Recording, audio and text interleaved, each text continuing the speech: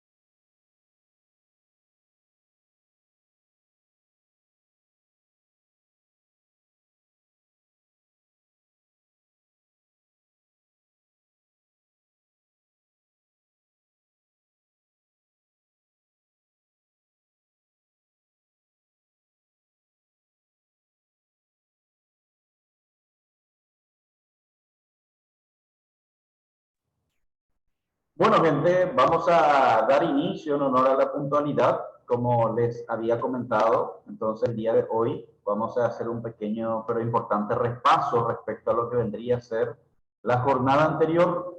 Estuvimos trabajando en la clase. ¿Me escuchan bien, verdad? Solo para confirmar. Sí, profe. Excelente. Entonces, la clase pasada estuvimos charlando respecto a lo que vendría a ser el proceso de contratación de la mano de obra dentro de una organización, una empresa, una institución, una consultoría, una organización. Cuando hablamos del departamento de talentos humanos o departamento de recursos humanos o departamento de personas, dijimos clase pasada, básicamente hoy estas son algunas de las funciones que tiene que desempeñar. Por un lado, el reclutamiento, la selección del nuevo talento, la inducción, el acompañamiento, la evaluación, la gestión del desempeño, la formación, el desarrollo de carrera y la vinculación también de esa persona. Habíamos dicho, antes de realizar cualquier contratación hay algunos pasos previos. ¿Cuáles son esos pasos previos? Por un lado, el diseño de cargo, ¿verdad? ¿Qué es lo que yo tengo que verificar antes de llamar a una convocatoria? Verificar un poco cuál es el puesto vacante. Yo quiero una persona para la cocina, para chef encargado, para auxiliar de cocina, atención al cliente, quiero un mesero, quiero un cajero, ¿qué es lo que yo quiero contratar? Verificar entonces cuáles son sus tareas, las actividades que va a desempeñar, verificar un poco de qué manera se tiene que realizar esas tareas, a través de qué métodos, a lo cual le llamamos entonces proceso de trabajo. Verificar la línea jerárquica a quién le debe de responder esta persona, verificar a quién deberá supervisar o dirigir o qué responsabilidades tiene esta persona. Estas son algunas cuestiones que habíamos dicho en la clase pasada. Nosotros debemos de verificar y diseñar antes de llamar a una convocatoria. Cuando yo ya tengo estas cuestiones mínimas que hay que analizar, paso al siguiente punto que vendría a ser el análisis de cargo. Verificar entonces qué requisitos intelectuales quiero que tenga la persona y que tiene que ir evidentemente en coherencia al trabajo que va a hacer y de la manera en que lo va a hacer.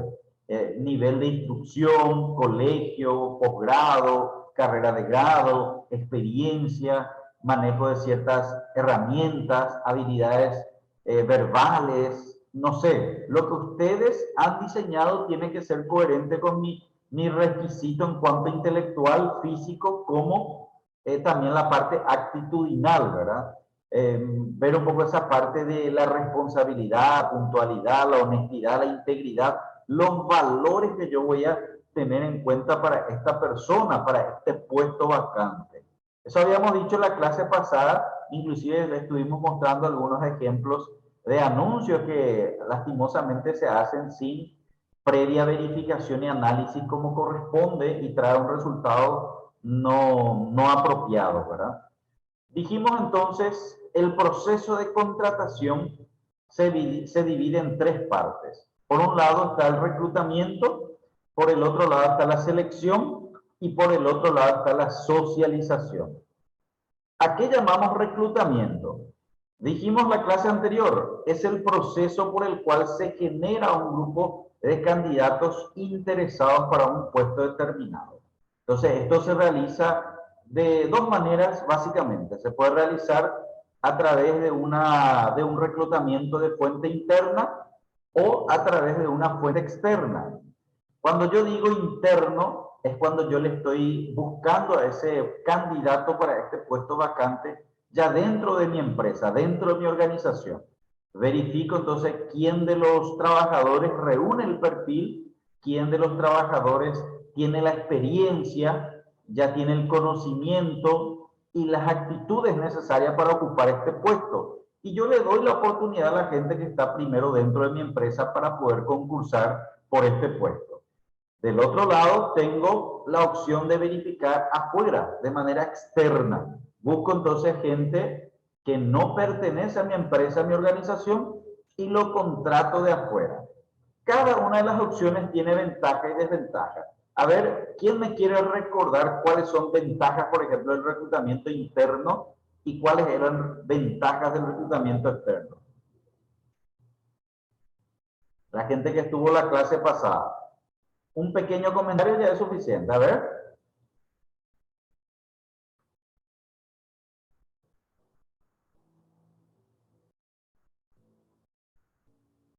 Joana, ¿vos tuviste clase pasada? Sí, profe. ¿Cuál fue el comentario que habíamos dicho con respecto al reclutamiento interno? Que en el reclutamiento interno ya le conoces más o menos a las personas de adentro, a tus jefes, cuál es el sistema de trabajo. Y en el externo más o menos va a ser volver a capacitarle a todos otra vez. A alguien que no conoce. Así mismo, esas son algunas ventajas entonces que se podría presentar. Habíamos dicho también que el reclutamiento interno tiene una agilidad en cuanto a, ya tenés ahí disponible a un grupo de candidatos, lo que vos haces es pasar directo al proceso de selección. Es más económico, más rápido, tiene mayor índice de validez porque vos ya le conoces, él ya te conoce también, sabe a qué se enfrenta. Yo les había comentado anécdotas de gente que empezó a trabajar en una empresa y que 2 o 3 días después ya no apareció más porque no estaban a la altura del desafío que conllevaba el puesto.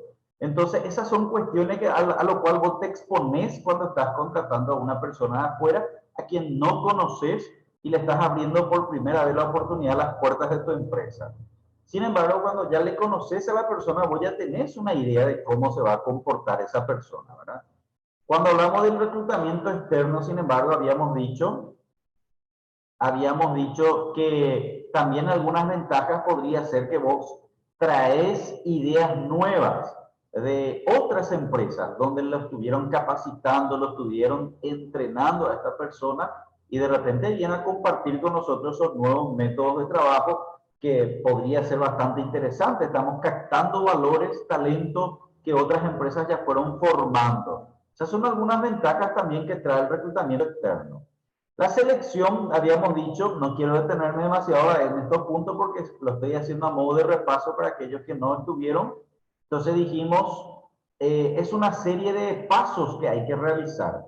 Por un lado tenemos, por ejemplo, el análisis del currículum, la verificación de las pruebas de actitud, verificación de la personalidad, cuestionarios de interés, de situación y la referencia. Esas son cuestiones que se hacen básicamente hoy día si vamos a realizar un proceso de selección dentro de lo que es contratación de talentos humanos.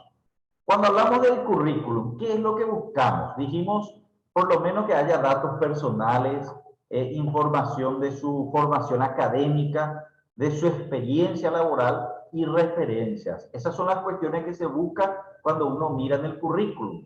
Tiene que ser algo actualizado, gente, ¿verdad? Tiene que ser algo un poco vanguardista. Yo les había dicho la clase pasada, ustedes recordarán, yo les había dicho que hoy en la actualidad se buscan ya, no sé, currículum un poco más resumidos, ya no tan extensos, porque imagínate ustedes, eh, ustedes van a concursar con 200 personas.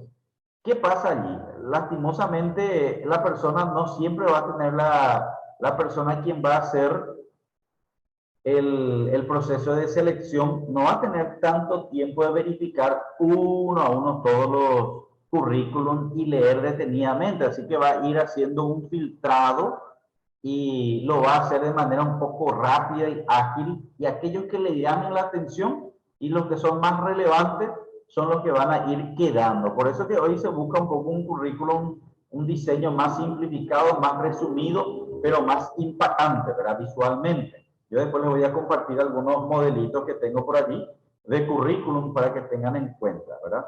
Les voy a mostrar también una página que es muy interesante, que te da la oportunidad, por ejemplo, de diseñar currículum de acuerdo a lo que vos querés.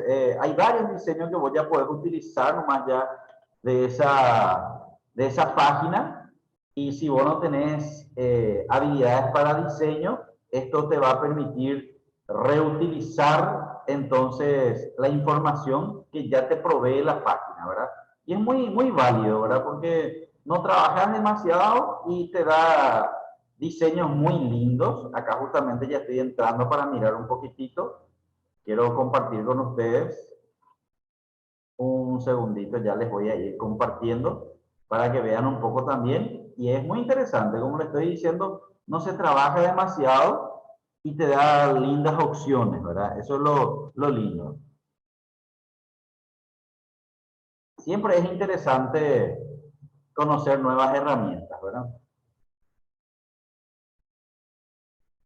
Me avisan por favor si pueden visualizar la página. No, profe. Ahora sí. Ahora sí, perfecto. Miren, por favor, se llama Canva, se llama la página web, donde vos ingresas, accedes a través de tu correo, te registras y pones, por ejemplo, acá en su buscador currículum. Y miren todas las opciones que te muestra. Miren cómo hay una serie de opciones así bastante vanguardistas y no tan sencillos, ¿verdad? Que ya la tendencia es que en una página por ahí vos ya puedas mostrar toda tu información. Miren, por ejemplo, bastante interesante como su diseño. Y cuando vos estás dentro de la página, vos podés cargar tu información. Vos pones tu nombre, tu formación, tus datos, los cursos. La tendencia es colocar en una página ya un mapeo de toda tu información más relevante. No toda la información detallada, sino lo más relevante, para que el entrevistador, la persona quien está verificando tu currículum, ya automáticamente pueda ver y ya pueda tener una idea de lo que es tu perfil, ¿verdad? Entonces acá, por ejemplo, vemos para las señoritas un diseño bastante sutil, moderno, bastante interesante. No sé si lo pueden visualizar, gente. ¿Lo están viendo? Sí, profe, se ve súper bien. Aquí, por ejemplo, yo le doy clic y él me permite editar. Coloco mi nombre, entonces voy cargando la información y esto yo puedo descargar como PDF y perfectamente lo voy imprimiendo, lo voy compartiendo por correo. Y esta es la tendencia. Entonces, en una hoja ya mostrar toda la información importante de la persona y luego enviar el anexo, tu certificado, tus documentos. Eso ya sería anexo. Toda la información, los documentos que prueban tu formación, ¿verdad? Tu experiencia. Pero en una vista, la persona a quien te entrevista, la persona a quien está haciendo este proceso de selección ya puede visualizar tu currículum. ¿Qué les parece? ¿Les parece apropiado o creen que no es tanto así? ¿Qué dicen ustedes? ¿Ya lo tienen de esta manera su currículum o todavía no tienen en este diseño? Sí, profe, por eso. Diferente. Totalmente distintos.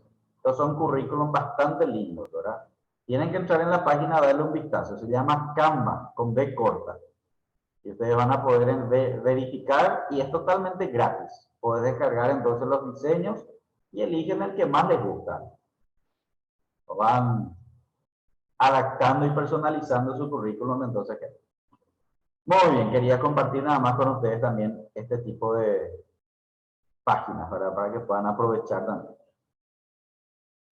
Esto estuvimos entonces charlando la clase pasada. Hoy vamos a continuar este punto. Nosotros quedamos la clase pasada en el proceso de socialización.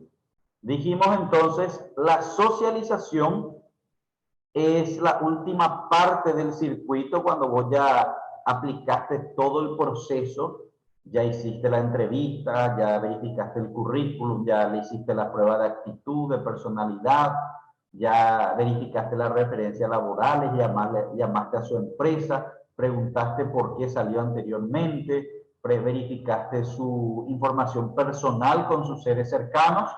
Todo está bien, ya está. Ahora viene entonces el siguiente paso, ¿verdad? Que vendría a ser la contratación y la socialización. Es donde vos le presentás de manera oficial dentro de la empresa a sus nuevos compañeros, le mostrás las instalaciones de la empresa, le haces pasear, le mostrás todas las oficinas, le mostrás dónde él va a trabajar, con quién va a estar interactuando, quién es su jefe inmediato, etcétera, etcétera, etcétera, ¿verdad? Allí le damos la bienvenida oficial. Inclusive hay empresas que hacen una reunión general y allí le presentan a la persona, ¿verdad? Y hay otros que deciden hacer un tour con la persona. Le van presentando a todos los distintos compañeros de los distintos departamentos y de paso también conoce las instalaciones de la empresa. Eso ya queda ya a criterio de la empresa cómo va a ser esta primera presentación al nuevo trabajador, ¿verdad? Bueno, seguidamente vamos a entrar un poco en este punto que hace parte también de lo que es el gerenciamiento de una organización, independientemente que sea una empresa del sector de servicios de alimentos, del sector productivo, comercial, de servicios, no importa. Vos cuando contratás mano de obra, cuando tenés una persona dependiente, quieras o no quieras, vas a tener un vínculo en la parte laboral y vas a tener un aspecto legal que tenés que cuidar y que si no sabes, desconoces o no lo haces bien, te puede salir caro. Te pueden demandar, puedes perder tiempo y puedes perder dinero, porque cuando vos perdés en un juicio, vos generalmente adquirís o absorbés los costos que incurre ese juicio, ¿verdad? Por eso es que ustedes ya de primer momento se tienen que manejar con documentos. Yo le voy a dar trabajo a alguien, me tengo que manejar con documentos, con papeles para poder demostrar qué responsabilidad yo tengo y qué responsabilidad tiene la otra parte a quien yo estoy contratando de manera dependiente, ¿verdad? Entonces de allí viene esta cuestión que vamos a debatir el día de hoy, ¿verdad? Que vendría a ser el diseño de un contrato laboral. Cuando hablamos de un contrato de trabajo, es el convenio a través del cual un trabajador se obliga a ejecutar o prestar un servicio bajo la dependencia de una empresa, persona u organización, ¿verdad? A cambio de una remuneración, sea cual fuere la clase de trabajo que se va a realizar. Entonces, algunas características que enuncia el Código Laboral con respecto a lo que es un contrato. Nos dice que tiene que ser consensual, tiene que ser bilateral, tiene que ser oneroso, conmutativo, no solemne ni formal. ¿Qué quiere decir estas frases? Consensual y bilateral, GIC, quiere decir de común acuerdo. Estamos de acuerdo los dos. ¿Y cómo se demuestra eso? Ambos firman. La persona quien figura como trabajador y la persona quien figura como empleado. Los dos tienen que firmar el contrato para que ese documento sea válido. Oneroso conmutativo. Yo te doy algo, vos me das algo, significa eso. Vos me prestas un servicio y yo te doy una remuneración. Ese es el acuerdo.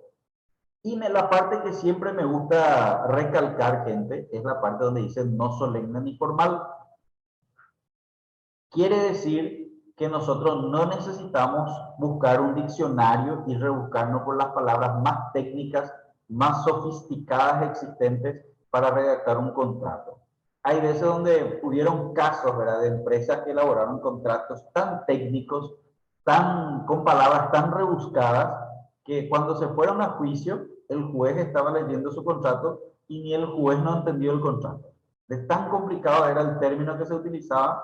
Entonces, aquí la ley te dice que vos podés simplificar. Si vas a contratar a una persona quien va a barrer ahí el frente, colocar nomás así, con palabras sencillas, no te compliques. Es totalmente válido. Vos podés utilizar lenguaje coloquial, lenguaje sencillo, simple. Lo importante es que esté bien claro de qué se trata y algunas cláusulas que hay que tener en cuenta a la hora de redactar un contrato. A pesar de lo que la gente piensa, hay que contratar a un abogado para contratar un contrato. No es cierto. Vos mismo podés elaborar, vos mismo podés imprimir, y si tienen la firma los dos, es válido. Hay gente que dice, me tengo que ir sí o sí a la escribanía para hacer un contrato. Es válido. Cuando te vas a la escribanía, vos estás gastando un 100.000, 120.000, 150 por elaborar un contrato, donde lo que estás haciendo es garantizar el certificado de la firma. El día de mañana, si hay algún problema y se van a juicio, lo primero que se va a preguntar ¿es tu firma lo que figura en el contrato? Y el trabajador o el empleador puede negar, puede decir no es firma, en cuyo caso se contrata un perito calígrafo quien evalúa la firma, si es cierto o no es cierto que es tu firma. Pero cuando vos te vas a la escribanía, ese proceso ya no se hace, porque la escribana sale y certifica que sí es tu firma. Ese es el beneficio cuando vos te vas a la escribanía.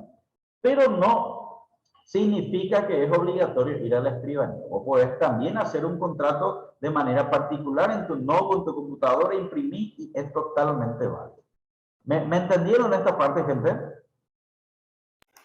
Sí, profe, súper. A ver, Maida, Adriana, Rosana, Elisa, ¿qué tal? ¿Me están siguiendo? Sí, profe. Sí, profe. Sí, profe.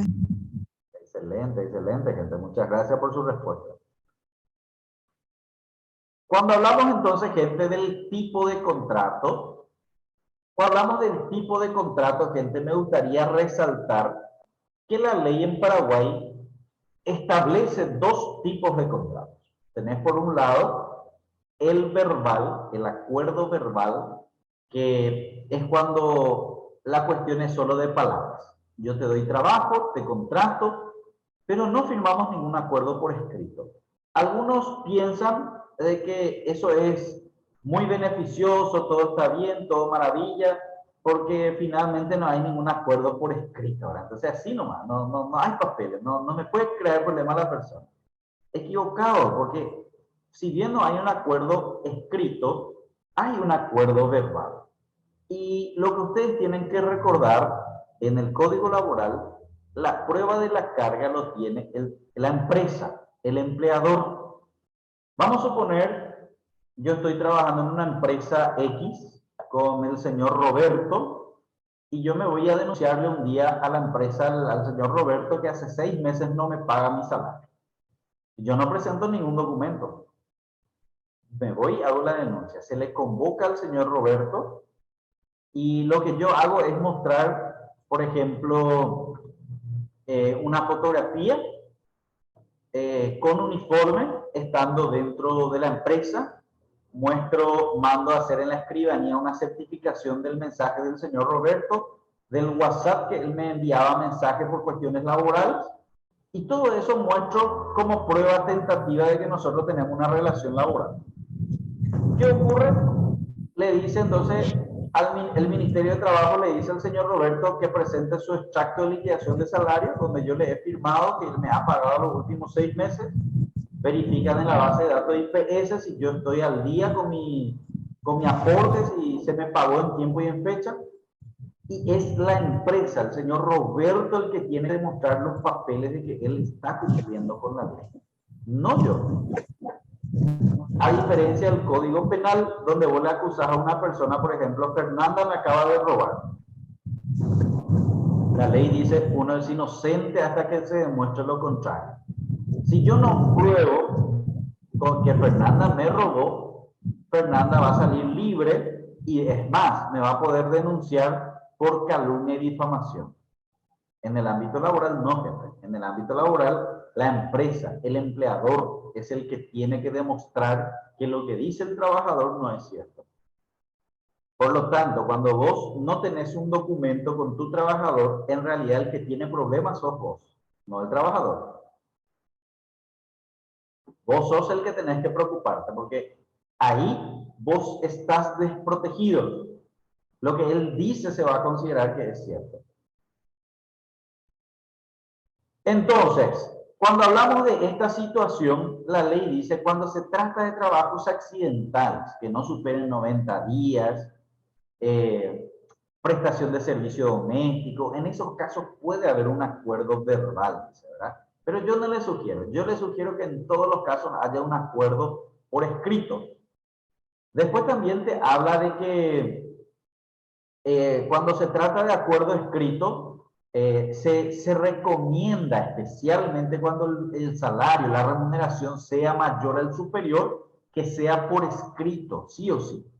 Vamos a suponer el salario mínimo actual es 2.550.307, ese es el salario mínimo actual vigente.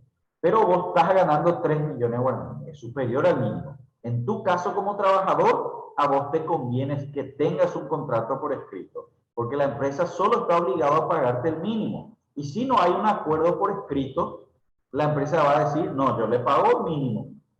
Y sos vos el trabajador el que tenés que preocuparte que haya un acuerdo por escrito en ese caso, ¿verdad? Pero si es salario mínimo, pero repito, gente, repito, yo les sugiero a ustedes para el día de mañana, cuando ustedes tengan su negocio, su emprendimiento, su centro de atención, su consultorio y tengan una secretaria, un funcionario, alguien quien les preste servicio, que le hagan un contrato por escrito, para cualquiera de los casos. Siempre por escrito, así, bien clarito. Vamos a ver hoy un modelo de contrato, que es lo que tiene que tener mínimamente un contrato laboral entonces. ¿Me están siguiendo, verdad? Sí, profe, muy interesante. Sí, profe. Excelente. Imagínense nomás, gente, ya que estamos hablando del caso, imagínense nomás lo complicado que está hoy día esta situación. Ustedes saben que el empleador, la persona que ofrece servicio doméstico, hace unos años atrás, logró sacar un decreto, una ley, ¿verdad?, que le igualaba el salario mínimo al mínimo vigente. La persona, quien trabaja, quien ofrece un servicio doméstico, hoy gana también igualito a cualquier otra persona quien trabaja allá en el centro de Ciudad del Este, 2.550.307. Pero vos nunca le hiciste un contrato por escrito, es más, nunca le pagaste ese monto, siempre le pagaste 1.000.000, 1.500.000. Y un día nomás alguien le mete un pequeño comentario ahí en el oído y se va y te denuncia a la señora quien siempre trabajó contigo en tu casa. Te denuncia en el Ministerio de Trabajo y te convocan. Y ella presenta las fotografías, los mensajes que tiene contigo, las pruebas que tiene de que ella trabaja contigo.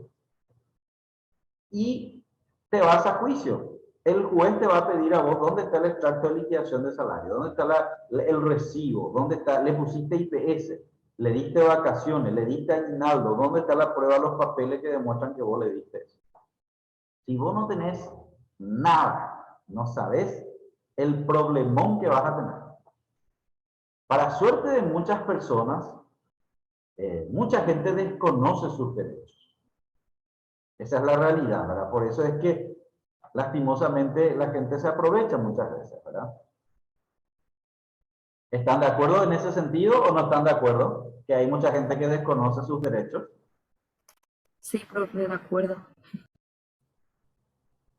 Puede ser un problema grande, ¿eh? Si es que yo no tengo un recibo, un documento, un contrato con la persona con quien estoy trabajando y le estoy dando trabajo en mi casa, por ejemplo, ¿verdad? Entonces, esta es la frase que ustedes tienen que recordar en el Código Laboral, ¿verdad? Dice, indubio pro operario. Es una locución del latín que significa ante dudas a favor del operario, que básicamente sería ante dudas a favor del trabajador.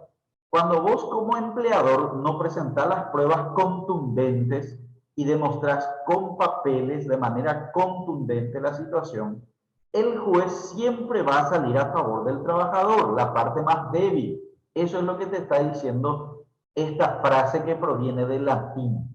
Indubio pro operario, dice la frase. Muy bien.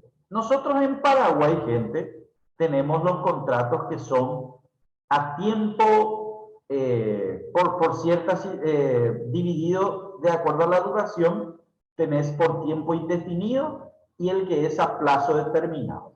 Un ejemplo de contrato a plazo determinado. Yo tengo una trabajadora que ahora está en periodo de maternidad, está embarazada y va a salir ahora de periodo de maternidad. 4 meses y medio se va a ir de reposo. Y yo necesito contratar a otra persona quien venga a cubrirla a ella por ese 4 meses y medio.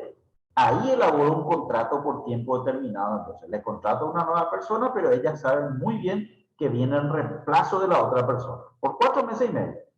Cuando llegue la fecha, termina ese contrato que yo tengo con ella y vuelve otra vez mi trabajadora normal.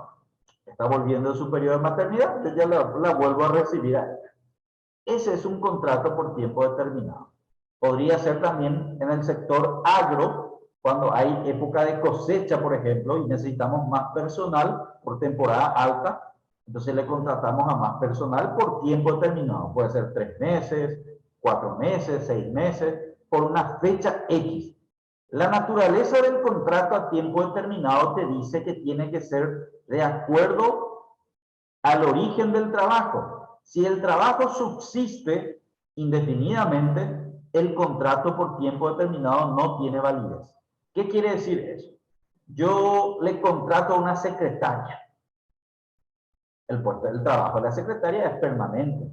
Todo el tiempo está trabajando. Ella tiene muchísimo trabajo durante todo el tiempo, durante todo el año. Y yo le coloco su contrato por 1 año nomás. Mi intención es jugar un poco, cometer fraude y hacer fraude contra la antigüedad de la persona. Y cada año le renuevo su contrato, ¿verdad? Y le digo, no, es por 1 año nomás el contrato. Llega diciembre, wow, terminamos nuestra relación, en enero le vuelvo a llamar, le vuelvo a hacer firmar un contrato. Ese es un juego nomás que yo estoy haciendo para que ella no gane antigüedad, a veces no cobra ni vacaciones, etcétera, ¿verdad? Y la ley es clarito en ese sentido, ¿verdad? Te dice que si el trabajo es indefinido, si el puesto de secretaria tiene un montón de trabajo permanentemente, el contrato por tiempo determinado no tiene validez. Vos le tenés que hacer un contrato por tiempo indefinido. Y ella tiene que tener antigüedad, y ella tiene que tener aguinaldo, tiene que tener vacaciones, tiene que tener todo. Todo lo que la ley le beneficia. ¿Qué dicen con esto? ¿Algún comentario? ¿Conocen algún juego que se suele hacer algo similar? ¿Ya escucharon a alguna persona comentar que sufre ese tipo de situación? ¿O no?